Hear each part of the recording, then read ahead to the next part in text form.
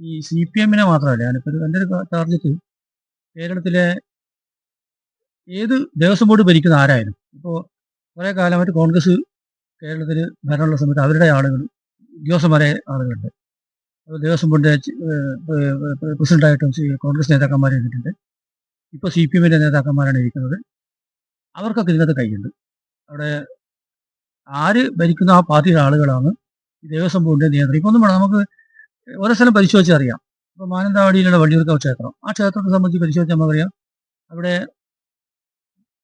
CPM ഭരിക്കുമ്പോൾ അവരാളുകൾ അതിനകത്ത് കയറിക്കൂടും, കോൺഗ്രസ് ഭരിക്കുമ്പോൾ അവരാളുകൾ കയറിക്കൂടും, ഈ ദേവസ്വം ബോർഡിലെ അംഗങ്ങളായിട്ടൊക്കെ.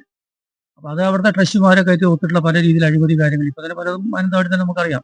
ഇവിടെ ഒരു ചന്ദനക്കൊള്ള നമ്മുടെ വള്ളിയൂർക്കാവ് ക്ഷേത്രത്തെ സംബന്ധിച്ചിട്ടായിരുന്നു. അങ്ങനെ മൊത്തത്തിൽ നോക്കിയാൽ ഈ ദേവസ്വം ബോർഡുകളുടെ ഭരണം ഈ രാഷ്ട്രീയക്കാരുടെ കയ്യിലെ കളിപ്പാവയായിട്ട് മാറിയിരിക്കുകയാണ്.